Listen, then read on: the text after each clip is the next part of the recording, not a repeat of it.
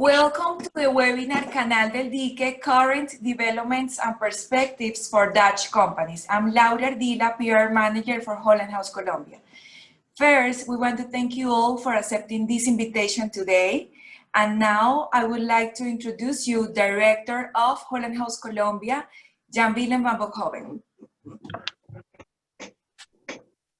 Thank you, Laura. Good morning, good afternoon for some that have joined from the Netherlands.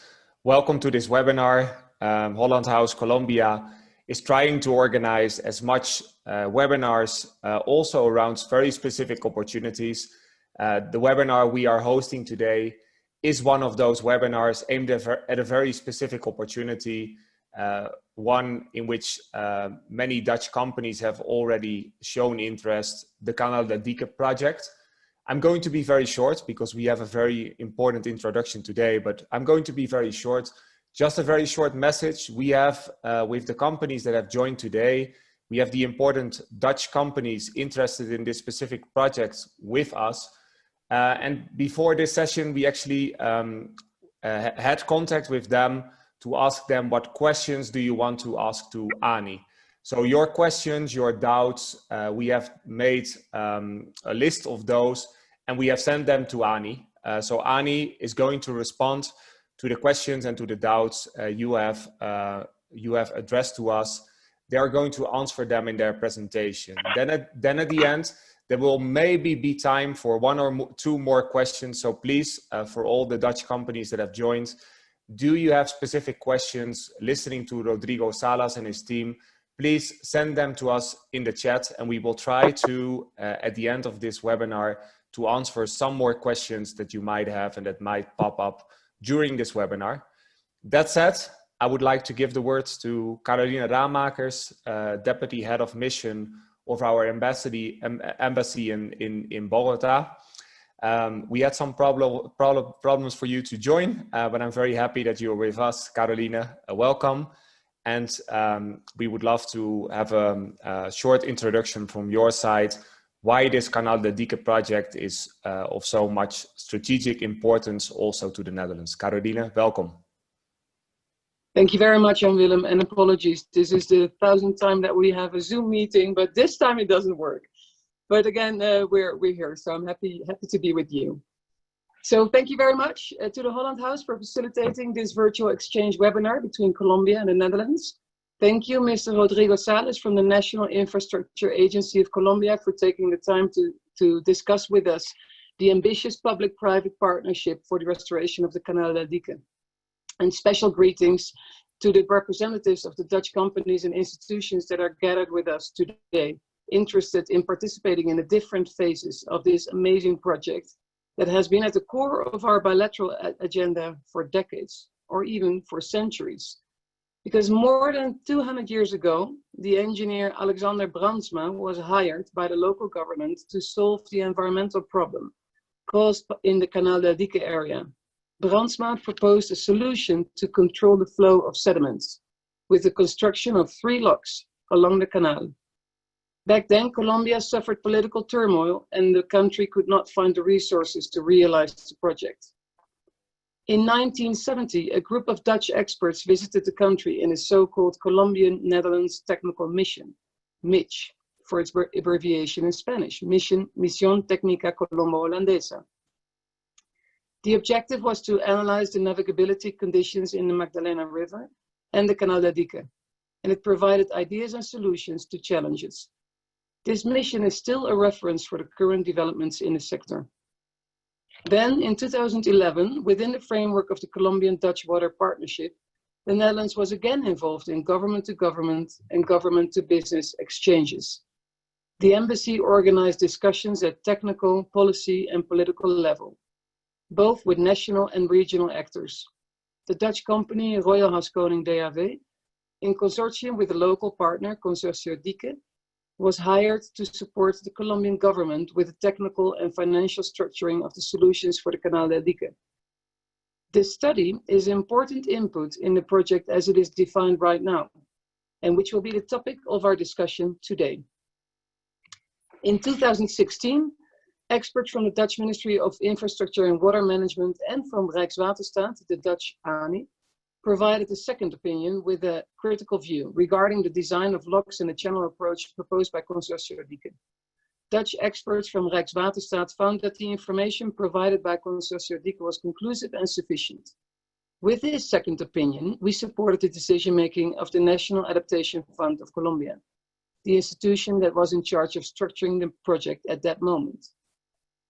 Then, in 2018, the FMO, the Dutch Development Bank, signed a Memorandum of Understanding with the National Adaptation Fund, which aimed at articulating experience and technical knowledge that would allow to identify the financing options for phase 2 of the project.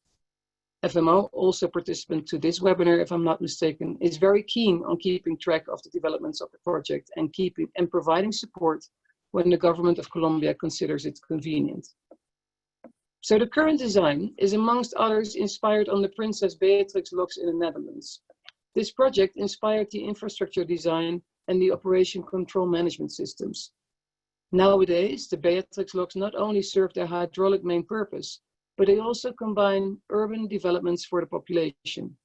The integral view and developments of the locks created the possibility for positive externalities such as museums, parks, bicycle highways, and room for nature. It will be great to see how such an integral view will be implemented with the CANAL DEL DIQUE project.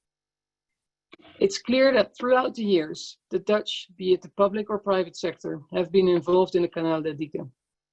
Now a new phase starts in the CANAL DEL DIQUE, and therefore I'm very happy that Ani will share with us more information about this project today. This is, I believe, of mutual benefit. It allows the Dutch business to know more about the project, and it will improve the quality of the bidding process by allowing more partners to participate. I'm convinced that also in this phase, the Dutch business will have valuable proposals. The business gathered in this webinar have worldwide expertise in the field of dredging, coastal protection, and river management, and can offer innovative solutions and state-of-the-art technology. This has led in the past to projects worldwide with huge positive impact, both economically and environmentally. And that's what we need today in Colombia. And that's why it's so important that the Colombian national and regional governments have decided to continue this project. And COVID didn't change it, it actually accelerated. So I'm very being a prioritized project by President Duque at the moment. So I'm very excited to know more about the state of the art of the project. Now, some of you may know that I'm actually an engineer myself, graduated from the Technical University Delft. And I have to admit that I'm very happy with my diplomatic career, but at these particular moments, it strikes me that all of you have a brilliant job. Perhaps being able to contribute to such mega projects that will last for generations and generations, that's something to be very proud of. Hopefully some of this will also be visible in the Magdalena Basin in Colombia in the future. Now, with no further ado, I would like to welcome again Mr. Rodrigo Sales and thank him again very much for the time taken to share his insights with us. And I give the floor back to Jan-Willem. Thank you, Carolina Raamakers, Deputy Head of Mission of our Embassy in Colombia. We are going to continue after this, I think, very complete introduction, also highlighting the strategic importance that this project has for the Netherlands, and also some of the historic milestones regarding our participation and interest in this specific project in Colombia.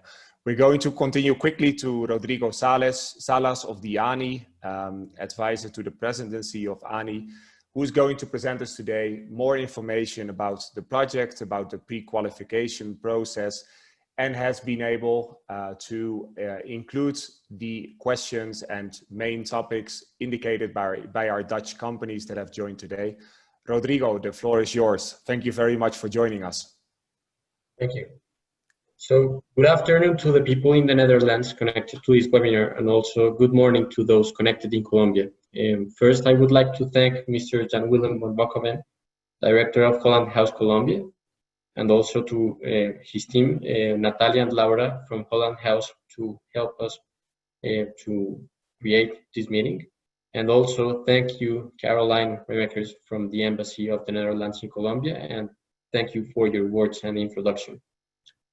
On behalf of the National Infrastructure Agency, it is a pleasure for me to participate in this type of events in order to promote the public-private partnership projects that will be part of the 5th generation of concessions, 5G in Colombia, that will be allocated by the ANI in the following years.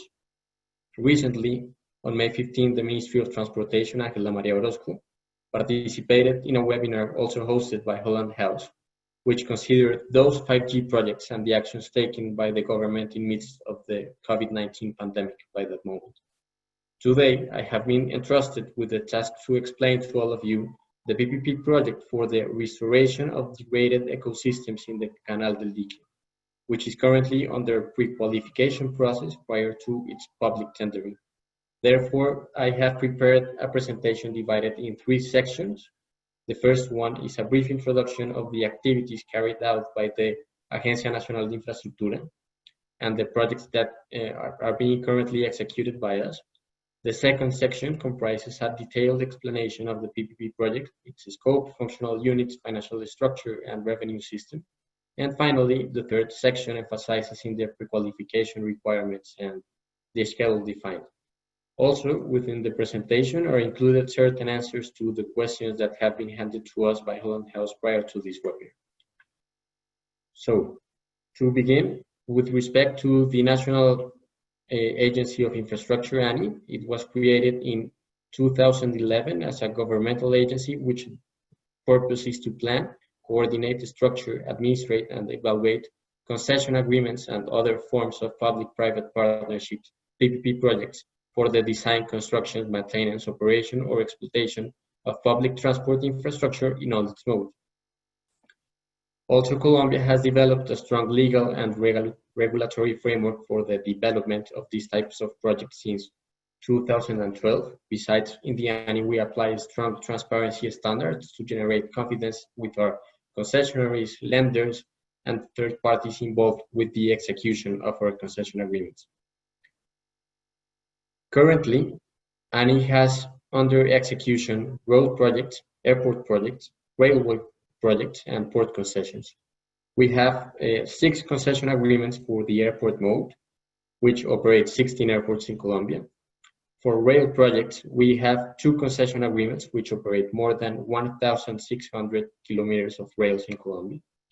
And regarding up to our road projects, on one hand, we have in execution from the 1st to the 3rd generation of concession agreements that were allocated from 1994 to 2010, comprised by 15 projects, including more than 3,100 kilometers of roads in our country. On the other hand, we also have the 4th generation of concessions that has been the most ambitious infrastructure program in Colombia and in Latin America. It's composed by 29 projects, of which one of them already finished in 2020, its construction phase, which is Girardot-Onda-Puerto Salgar. And in 4G program, we have a wide participation of foreign investors and the stakeholders of the global infrastructure sector. To illustrate the role of the participation of foreign companies in our concessions, 15 4G projects have foreign stakeholders in the special purpose vehicles, which come from China, Spain, Portugal, Ecuador, Costa Rica, Austria, Switzerland, and Mexico. And concerning to the current status and development of the 4G projects, when the government of President Iván Duque began a little more than 2 years ago, the average advance of the 29 4G projects was at 16%, and 15 of those projects had an advance less than 6%, and at least 10 of them had less than 1% of its execution. And currently, by August of 2020, the ANI, thanks to the national government reactivation policy and the activities carried out with the Ministry of Transportation, has allowed that today the 4G program average advance is close to 45%. And now, in addition, we have the goal to tender within the following years 12 projects that will be part of the 5G program. This program has been structured understanding that one of the necessary conditions to guarantee economic growth in Colombia corresponds to investment in infrastructure. Therefore, the 5G concessions are the result of the experience of the 4G program that will be based on sustainability seen from 4 perspectives: institutional, financial, social, and environmental. Also, this 5G program is divided into 2 waves. The first one is composed by these 12 projects showed in this slide, whose investment in Capex is up to $5 billion. And the second wave, which is currently in early stages of structuring, is close to $8 billion in investment in Capex only. And in the first wave, as you can see in this slide, we have 6 road projects, 3 airport projects, 2 river projects, and 1 railway project. From those 12 projects, we have already opened the public bidding for Accesos Cali Palmira, which must conclude by April of 2021. And also we have opened the Prequalification Process for the Magdalena River and the restoration of degraded ecosystems of the Dique Canal prior to its public bidding process. So now I will begin to explain the Ppp project and the restoration of degraded ecosystems of the Canal del Dique. And before explaining in detail the scope of the Ppp project, first I will make a brief contextualization of the Canal del Dique, its story and current situation. As Caroline was saying minutes ago, during the development of this canal, the participation of the Netherlands companies and interested parties has been very strong. As you can see, the Canal del Dique is an artificial extension of the Magdalena rivers and connects the municipality of Calamar in Atlántico with the Cartagena Bay. Cartagena, as some of you may know, is one of the main port cities in Colombia and also one of the most important tourism cities in Colombia and Latin America. The Canal del Dique currently has an extension of 114 kilometers, and the construction of this dique was initiated in the colonial era of Colombia in 1650 by the governor of Cartagena at that moment, Don Pedro Zapata de Mendoza. Initially, it was contemplated as a canal to connect the Magdalena River with the nearby lagoons. Then, through the years and due to several interventions, the dique grew as we know it in the present days, particularly due to some dredging activities that were made in the canal within the 20th century. Particularly in 1922, the foundation company executed some dredging activities with a dredge helicopter that was previously used at the beginning of the century for the construction of the Panama Canal, and later standard dredging in 1950 executed additional activities that shaped the canal. Then, between 1981 and 1984, the Canal del Dique was rectified and the number of curbs were reduced from 93 to 50, and the minimum radius increased from 500 to 1,000. Then, as a result of these changes, the average flow of water increased from 320 cubic meters per second to 540 cubic meters per second. This initiated sedimentation process in the canal and decreased the concentration of sediments in the base of Barbacoa and Cartagena. Later, in 2011, and due to La Niña phenomenon, which created floods in the surrounding municipalities of the Canal del Dique, by that moment were executed certain preventive works, and since that moment has initiated the structuring phase of this project that we have called the restoration of degraded ecosystems in the Canal del Dique. This will be developed as a Ppp project to be granted by the ANI. And it is important to bear in mind that the current status of the Canal del Dique can generate several affections to the ecosystems in the region. Particularly, it can create saline intrusion in the sources of water supplies for the city of Cartagena. And also major sedimentation threatens the navigability of the bay in Cartagena and its port area, which as mentioned before, is one of the main commercial and tourist access ports in the country. And the navigability within the canal will be diminished and seriously affected.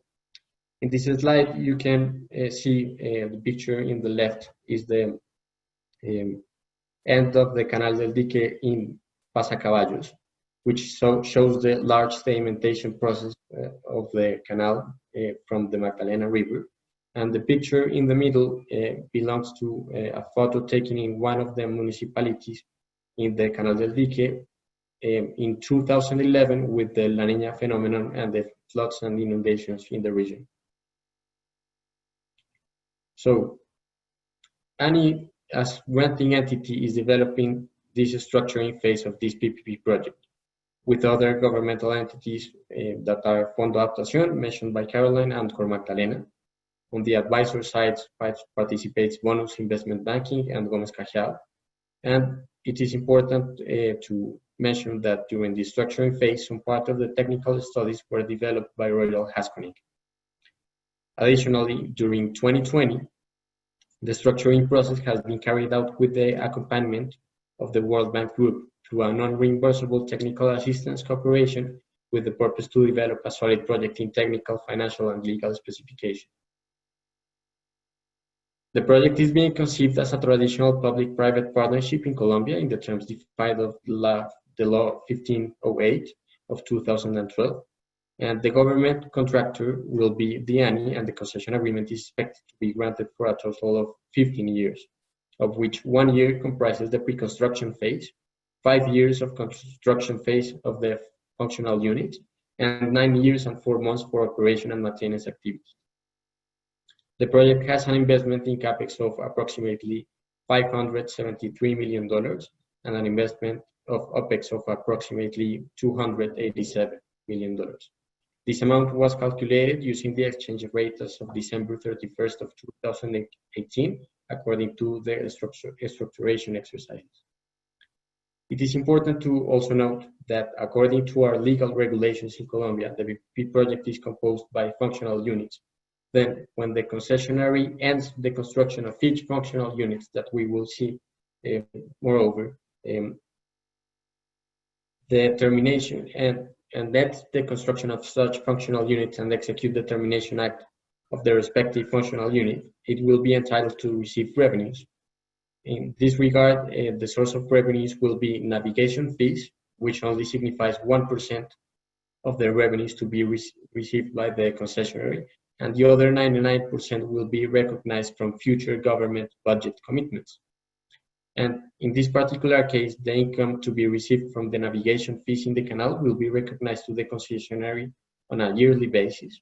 And additionally, we are currently reviewing if the income from other sources, from the budget commitments, will be covered by a nation guarantee to reduce the counterparty risk. So, as you can see in this slide, the project includes the construction of 39 works along the Canal del Dique to restore lagoons and other wetland ecosystems in the project area of influence. It is divided in 9 functional units that we will see in depth moreover. And it is important to note that as defined in our legal system, prior to opening the public bidding of the project, the contractor entity, in this case, the ANI, shall have duly executed the prior consultation with the communities located in the area of influence of the project. Thus, the ANI is currently executing such consultation processes with the communities, and those activities will not be required to be carried out by the concessionaire. Besides, this project does not require environmental licenses to be approved by the environmental authority, taking into account that it already has an environmental plan, which is denominated hydrosedimentological plan, approved in 2018 by the National Authority of Environmental Licenses, ANLA.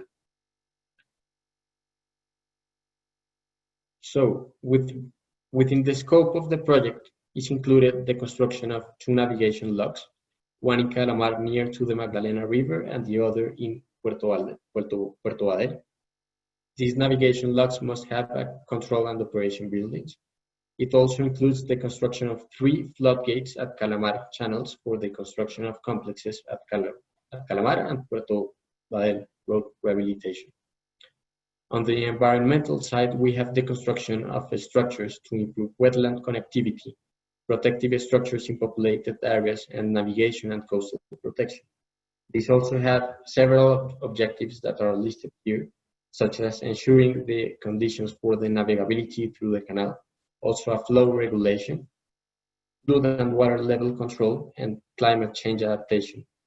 Particularly with this project, it has a very important add value, which is to protect the bays of Cartagena and Barbacoas from further sedimentation. This will also protect, as mentioned before, the port areas and all the specific operations made in the bay. So now we will review each of the functional units. Here you have a chart which describes each of the construction works to be developed and the objectives granted with this functional unit. With respect to the functional unit 0, the activities, it implies the activities necessary to guarantee the operation of the Canal del Dique since the execution of the concession agreement. And also, this functional unit implies the dredging activities required to maintain the navigability, and the disposal of such sediments will be made in the Magdalena River according to the guidelines disposed by Cor Magdalena and ANLA, which is the Environmental Licenses Authority. And as long as the concessionary complies with certain standards, the ANI will recognize revenues for this operation. With respect to functional unit number 1, it implies the construction of a channel at Calamar to secure the navigation during the construction phase. With respect to functional unit number 2, it implies the construction of a navigation lock at Calamar, its administrative building, and all the works related to the Calamar complex. Then, with respect to the functional unit number 3, it implies the construction of a floodgate at Calamar and a fish ladder to protect the environment and the species. Functional unit number 4 implies the construction of the navigation lock at Puerto Adel, its administrative building, and all the works related to the Puerto Adel complex. It also implies the construction of a channel at Puerto Adel to secure the navigability. Functional unit number 5 and the following functional units in general implies the control of saltwater intrusion and the climate change adaptation. These functional units have a specific add value to the ecosystem restoration of the channels. The same with as functional unit number 5 with functional unit number 6, 7, and 8, which are divided in complexes all through the canal. And finally, with respect to functional unit number 9, it will ensure the optimum conditions for navigability and protective structures. So here you have the schedule of the PPP project. As I was mentioning before, the PPP project is divided in 3 phases. The first one is the Reconstruction Phase, which has a term of 18 months, in which the concessionary must execute all the actions prior to the initiation of the construction phase, such as land acquisition, financial closure, signing the EPC contract, and amongst others. Then within the construction phase that has a total duration of 51 months, it is included the construction of all the functional units for the restoration of degraded ecosystems of the Canal del Dique that we have seen previously. And then once the construction phase is concluded, the concession agreement enters into the operation and maintenance phase during 9 years and 4 months, in which it must operate the navigation lock, maintain the road, execute some dredging activities, and in general all the monitoring and supervision of the project. So here you have a slide with the PPP project and the transaction structure. That was one of the questions that arose prior to this webinar. As a PPP traditional scheme, the grantor entity, which is the ANI, enters into the concession agreement with a special purpose vehicle. Also, ANI enters into an agreement with an auditor that is in charge of the supervision during the whole term of the project. Besides, this SPV must constitute a trust agreement, which will be the sources of the funding of the project, and it will be funded by debt financing which is traditional in PPP project and also equity investments. And finally, as mentioned before, each time the concessionary ends the construction phase of each functional unit, it will be entitled to the revenues that arose from the budget commitments in Colombia. And here we have the Sistema General de Regalías and the budget commitments. In addition, we have that the SPV must enter into an EPC agreement and operation and maintenance agreement, and those agreements will be funded and paid from the trust agreement directly.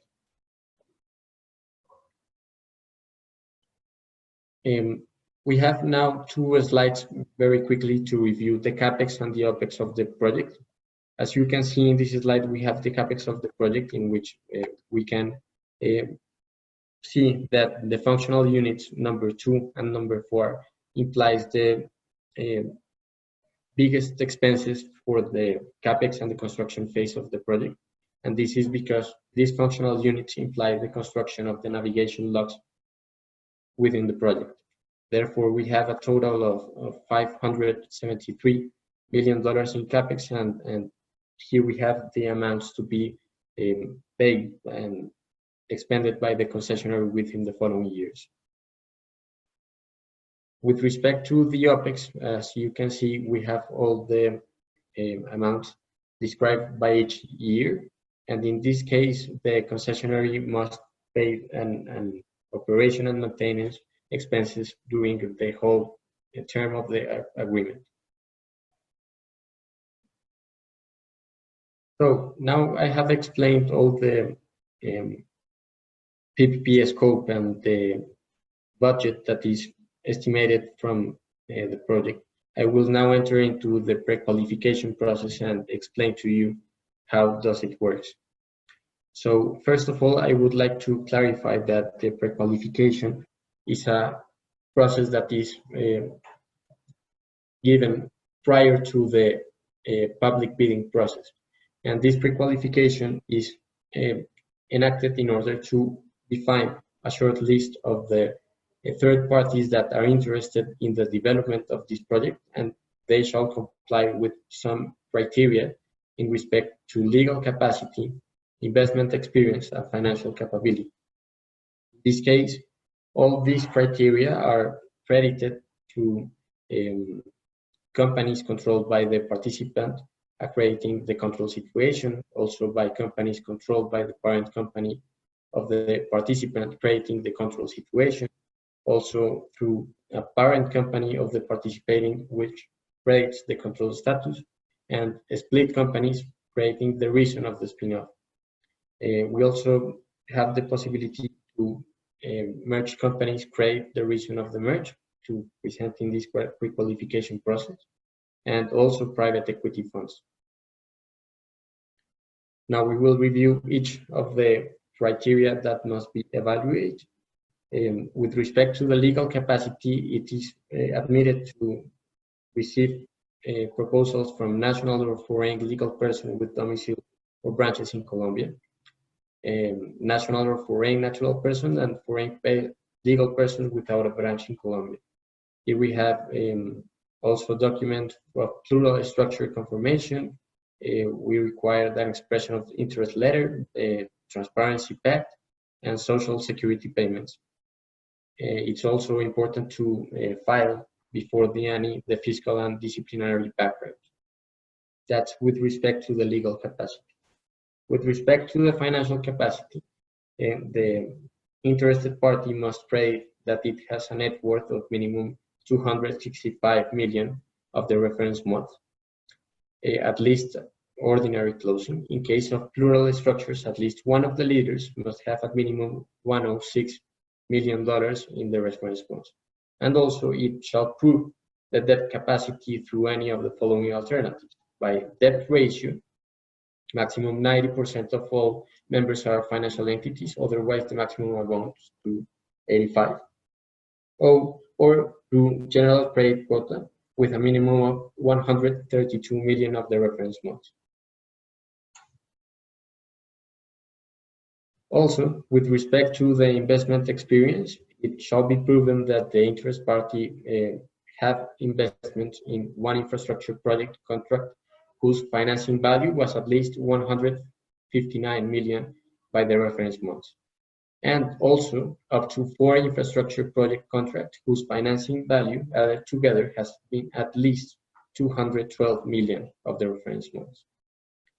And also we have to comply, the interest party must comply with investment requirements such as financing of the accredited contract obtained between the 1st of January of 1993 and the pre-qualification process closing date, which is December 2019, and also that the first disbursement of the financial closing accredited before the closing date of the present pre-qualification has been made.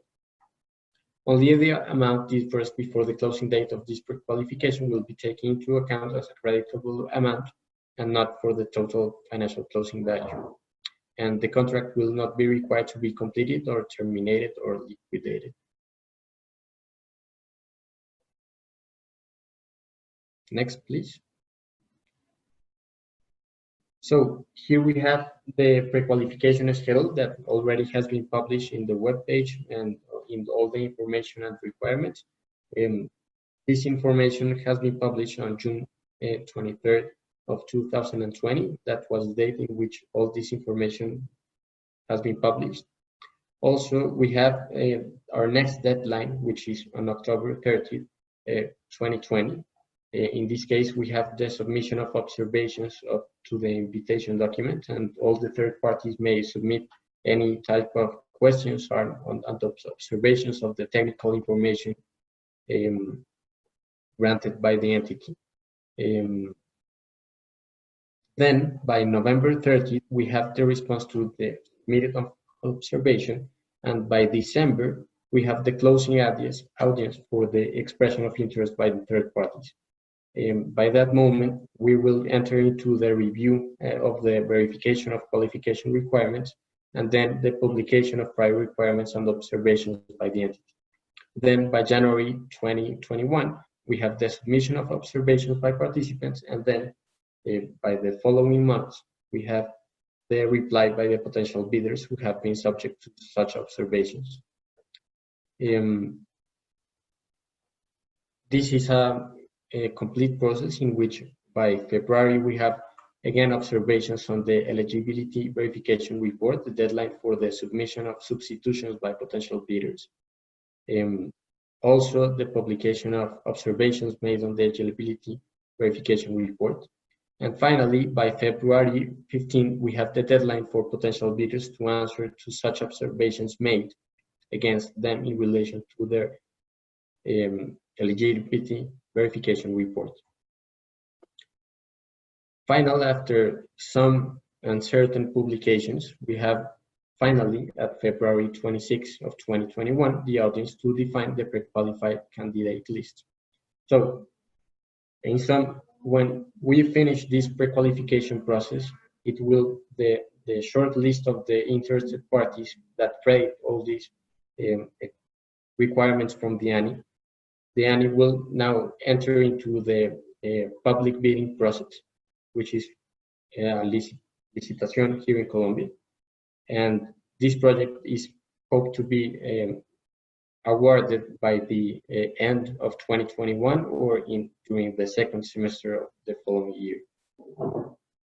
So finally, with all this information that has been granted to you, I would like to encourage to your companies and to all the third parties that have interest in this project to participate in this pre-qualification process. And during this pre-qualification process, you will get to know each of the requirements that are explained more in detail within the presentation. And also taking into account that this project includes very technical information, it is required and suggested that if you are interested in developing and in participating in the pre-qualification, you review all the information that has been published in the ANI webpage. So thank you very much, and thank you Holland House and the Embassy of the Netherlands here in Colombia for this space.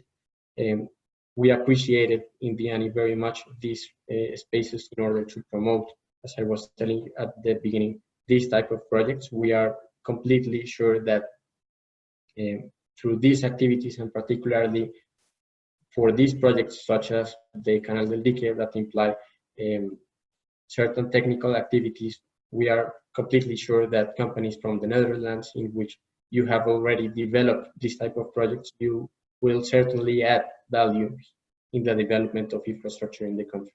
So thank you very much, and that's it. Thank you, Rodrigo, for your presentation. I think you have touched upon the main subjects that we sent to you. Thank you very much for the explanations, for detailing the process, for detailing the technical details. I think maybe I can remember we have about 5 to 10 minutes left. So for the persons that have joined, didn't ask their question yet, if you have a very specific question, there might be time for Rodrigo and his team to answer. So, and maybe while you think about the last question and Rodrigo can take a look at the possible questions that are already in the chat, maybe something to add from my side. I think the presentation was quite complete. There are different types of Dutch companies that have joined: dredging companies, engineering companies, suppliers that might be more interested in the next phases of the project when the project has been awarded. But I think also important to mention to the Dutch companies that have joined that at Holland House and also at the embassy, we have received also requests and interest from contractors from other countries. So not from the Netherlands, but contractors from different countries in the world that might be looking for a Dutch partner that could complement their knowledge and their expertise. So in case as a Dutch company, you know, and you think you might have a role in this project, but you would be looking for the right consortium or the right companies, please also contact us to see if we might have suggestions or contractors from other countries that have indicated their interest to work together. That said, maybe Rodrigo could take a look at the chat. I think there's a few questions, but maybe you have been able to look at one, and could you maybe in the last minutes that we have today formulate a quick answer? Okay, Thank you very much, Jan, for your words. I am seeing now the questions made in the chat, and I see a specific question regarding the schedule of the disbursements of the financing budget from the government and the municipalities. So with respect to that question, as I explained during the presentation, as a PPP project, it has a scheme that the concessionary, through the development of the functional unit, has certain construction obligations. And when the construction phase of each functional unit ends and the concessionary executes termination act of such functional unit with the government, it shall be entitled to receive such revenues from the government and the municipalities. And also there are an additional point, and in this respect, and is that as in this project we have a functional unit 0 that grants the operation and maintenance of and the navigability of the whole channel, the canal, during the term of the project, and the ANI will recognize a small fraction of the revenue to the concessionary in order to maintain such navigability and operation. So that's the question, and I think that's it. Thank you very much, Rodrigo. I think with this question and answer, we are going to finish this webinar for today. The idea was to give an introduction into the project, into the pre-qualification process. And of course, the complete documentation can be found on the website of ANI with all the technical details, as you mentioned. And I think for our Dutch companies, this has been maybe complementary to what they already knew, but at least I think very important to also get this presentation. Thank you very much to you, to the whole team of the ANI, to our embassy, for also helping us to bring together the right Dutch companies today. For the Dutch companies that have joined from the Netherlands, have a very nice weekend. You're going to start the weekend. And for the companies that have joined from Colombia or the region, have a good day. You're only starting your day. We will have other events with Annie in the future, of course. There are more 5G projects that are of interest to Dutch companies. So I saw some on the list that I think we are going also to touch upon. Thank you very much, and have a great day, everybody. And Rodrigo, thank you again to you and Diani for co-organizing this event. Thank you very much. Yeah, looking forward to other webinars to promote other 5G projects. Thank you. Bye bye, everybody. Hasta luego.